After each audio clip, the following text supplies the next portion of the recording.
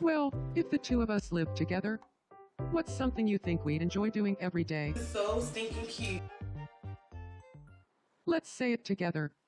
On three. 1, 2, 3. Being big and fat.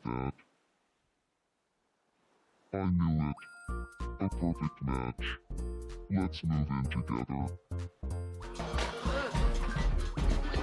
I feel like I'm gonna do the Macarena.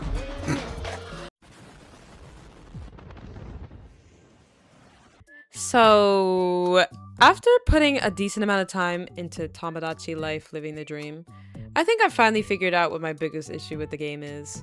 And no, it isn't the missing children, the missing interiors, or even some of the removed features, though those are definitely problems. But I think they all stem from one much bigger issue.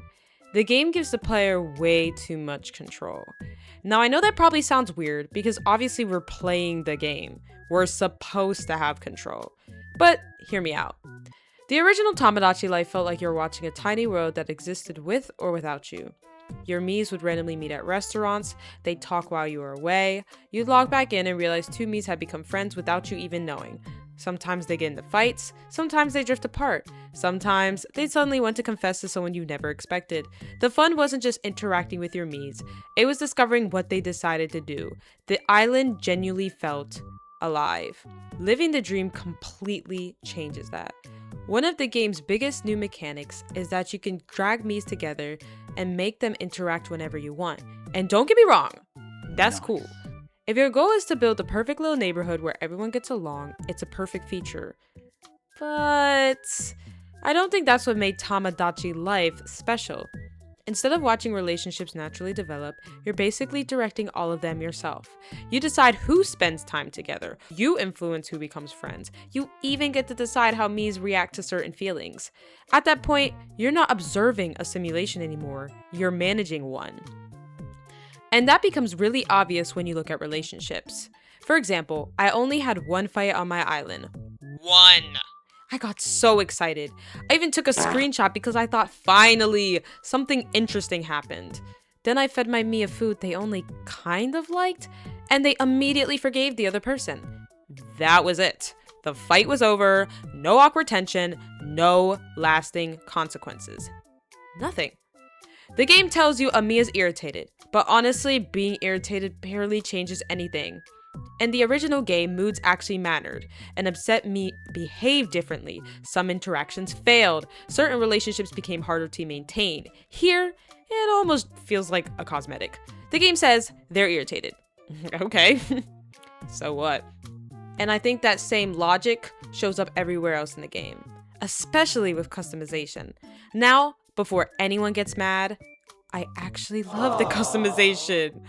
Relax. I think it's one of the game's biggest strengths. Seeing everyone's custom miis online have been hilarious, and people have made some genuinely incredible creations. The creativity this game encourages is absolutely amazing, but I also feel like the game depends on the player's creativity a little too much.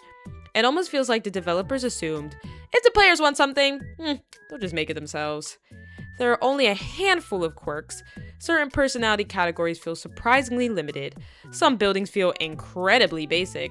And while I appreciate all the artistic freedom, it sometimes feels like customization replaced the gameplay.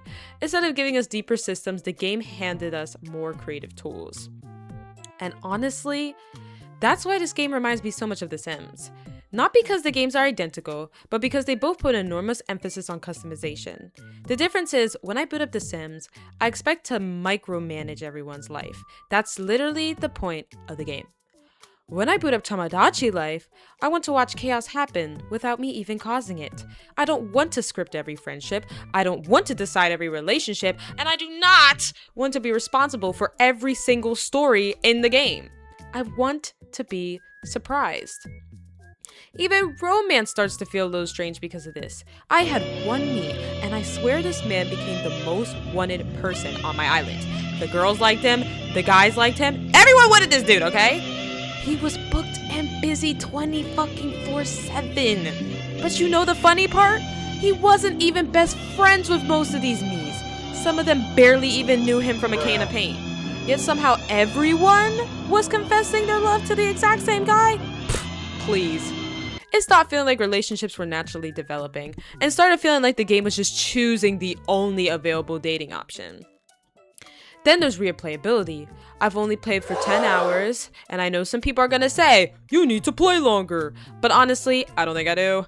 I already feel like I've seen what most of the gameplay loop has to offer. I check the morning market, I check the night market, I answer everyone's thought bubbles, and then... what else is there? Sure, I can drag miis together, but I can't really create meaningful stories, can't really start rivalries, can't make gossip spread, can't let a bad relationships naturally grow worse. Ironically, one of my favorite mechanisms is when multiple miis interrupt a confession. Because for once, there are actual consequences. Someone gets rejected and someone else loses, and someone walks away disappointed. Those moments feel memorable. I just wish the rest of the game had more moments like these. And here's the thing. I'm not saying the player shouldn't have influence. Obviously, we should. We're literally the reason the simulation exists in the first place.